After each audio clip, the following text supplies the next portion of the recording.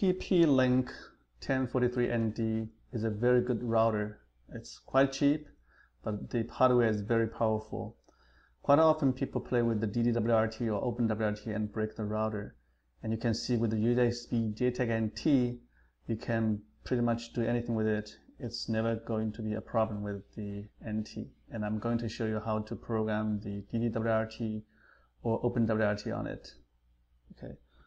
First, we can detect the flash, and it's there. Now we need to go to the trap on mode, which is very critical for this device. It has the SPI flash, and here is. And the very first thing to do with any router, regardless it's bricked or not, you need to make a good backup. It can be a damaged file, it can be a good file, but I always back up. So you can go here, select all flashes, which means when you read, it reads all the flash. It's 8 megabyte flash. So I go here, and it will take a while.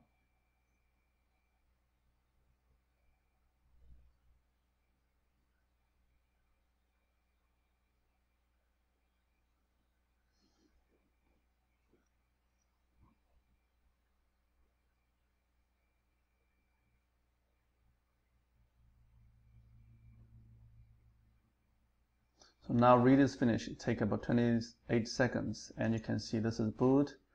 This is the stock firmware, TP-Link, and this is some data in there.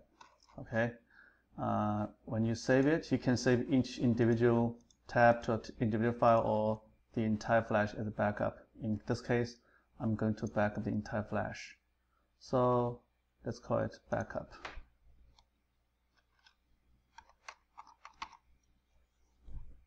And save.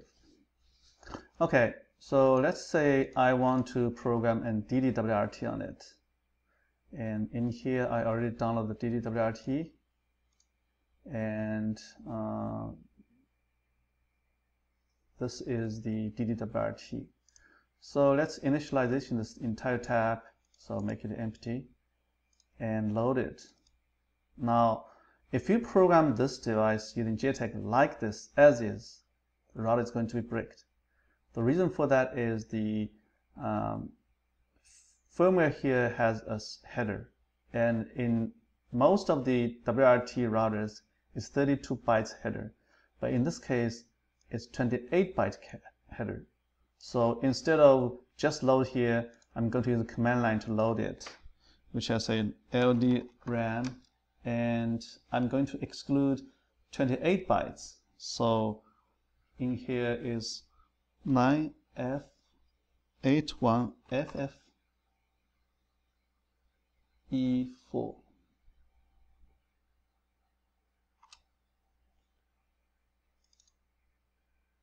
Okay, you see the very first byte is called 01 and then DD-WRT.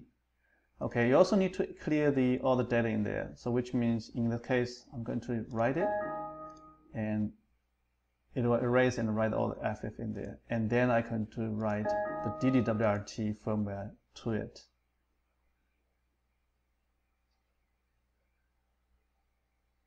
So as long as you know this small trick that take out the 28 bytes, you can use a hex editor to take out the first 28 bytes and using JTAG to program it. Or I think this one was initially designed for being able to download using the web. But in typical DD-WRT forum, they ask you to do 2 times. You go to the, they call upgrade firmware, then go to the official DD-WRT firmware. But with the JTAG, you don't need to do so. You just program it. That's it. Same as the Open WRT or other third-party firmware. So you can see pretty much this take about 139 kilobyte per second program speed. It's not the fastest. A lot of flashes can be much faster, like twice as fast, but this is reasonably well. Okay.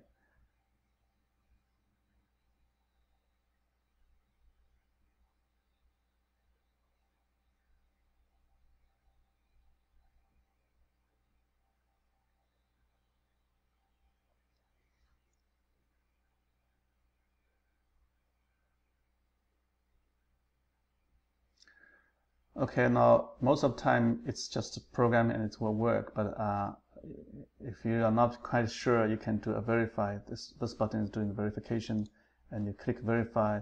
It will compare what is intent to program and what's really on the flash. If compare get you okay, you have no problem.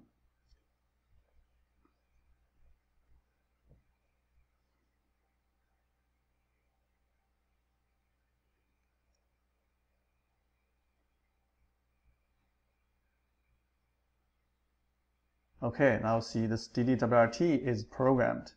Let's power off and on, and just like so, and it boots up. It will go to the DD-WRT screen. Now let's program the Open WRT. So same thing here. You need to F1, which I did F1, or you can click here to get detection. This is very critical for Ethereum's chip, because when you detect the flash, not only it detects the flash, but it also has some CPU initialization to have the JTAG work properly. So that's why a lot of targets, JTAG targets, you need to detect first. And then, as we did in the last time, you need to go to the trap on mode with just type program. And in trap on mode, you can read and write, always stay in trap on. Okay. Oh. For some reason it's failed.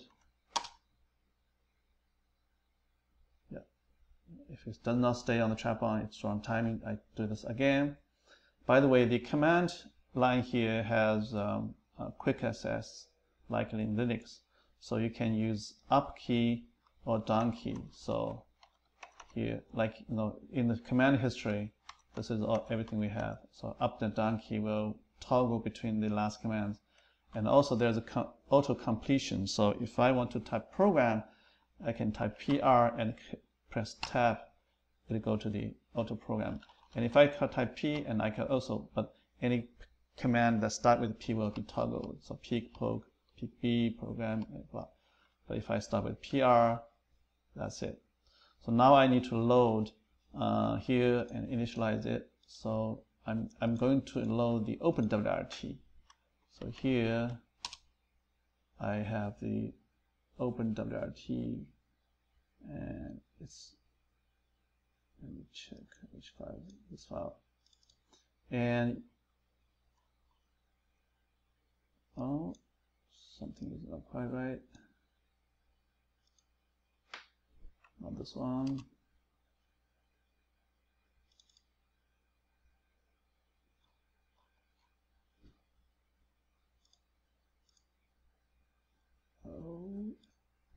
For Open WRT, actually, there is no such kind of 38 bytes. I was a mistake. So if you download it and you click it, if you look like the first byte is 01 and Open WRT, you're pretty much it. You can program now and make sure you erase the ND-RAM, and then you program the Open WRT on it. I already tried program this firmware on the this router, and it just looks beautiful. Some people I have noticed they have modified the RAM from 32 to 64, which is very good hack. And actually, I believe someone should be able to modify flash from 8 meg to 16 meg. Maybe you need to modify the boot block.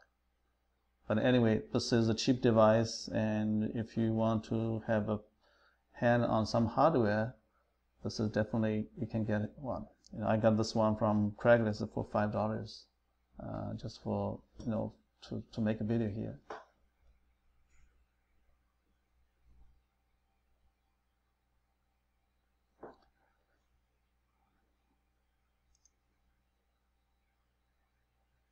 Yeah, when you open this file, it's same as LD-RAM, but if you specify the address, it will load to the address there. If you just load it at the beginning, you can double click from here and load it to the file. Okay. So let's compare its kernel. Okay, this is range. It's the memory access from here. So we are going to compare the kernel here.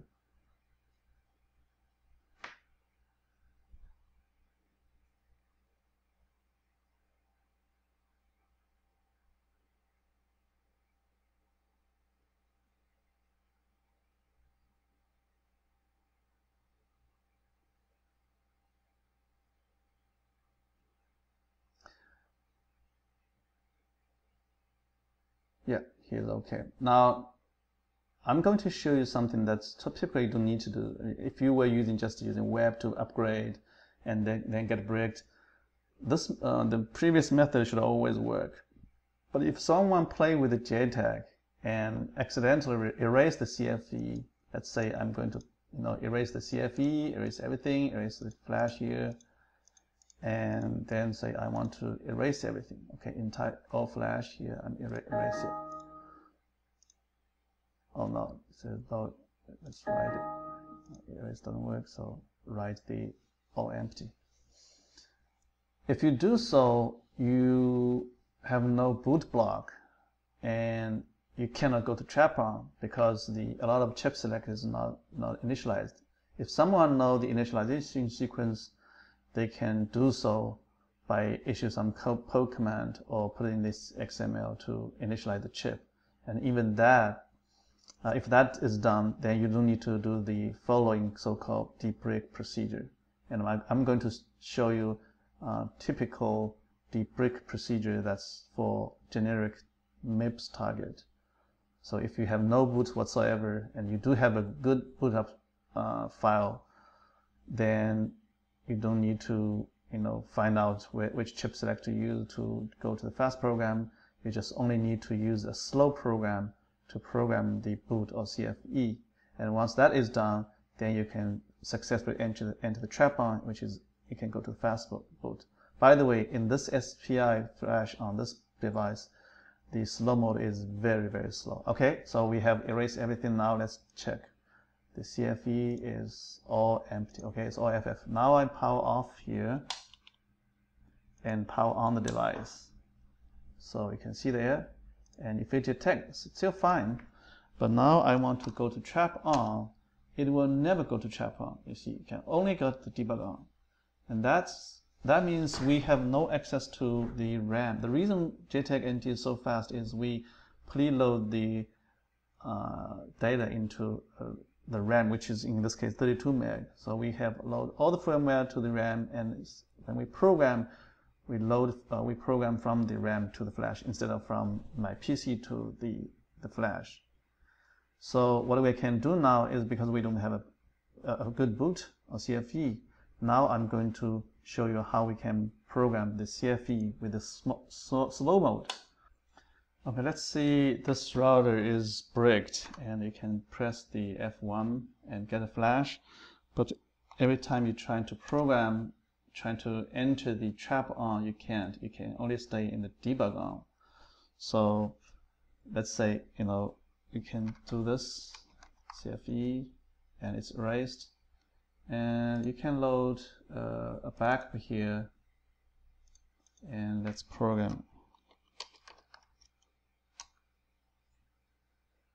So this will take about, the speed is about 0.6, 0.5, and for 128K, you need about 200 seconds or so. So I'm going to pause here and wait until it's finished.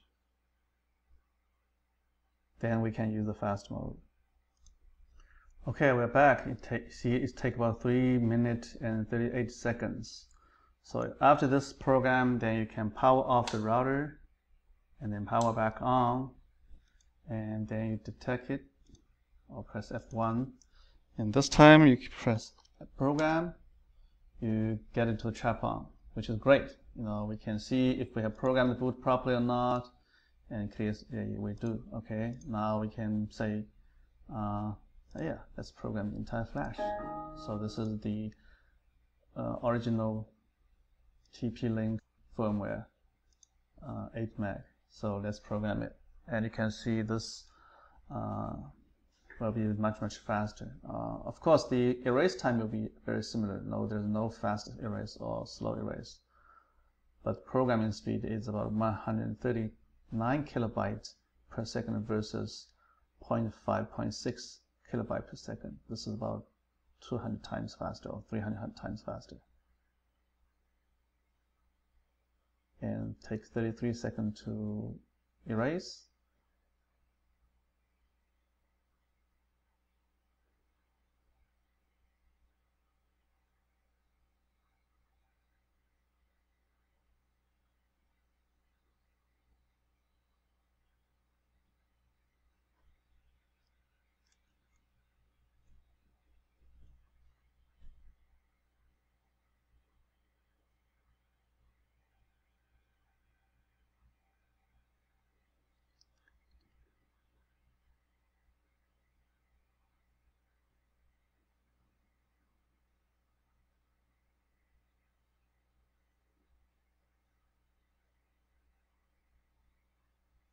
Okay, now you see it's only take about 49 seconds to program the entire 8 meg. Okay, and let's try to see if program okay, and this is trying to compare them.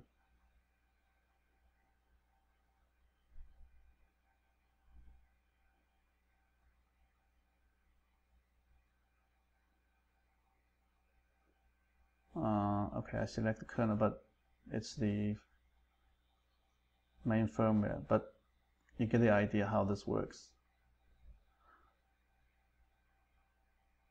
Okay, see, this is pretty much it. We have revived a dead router, easy.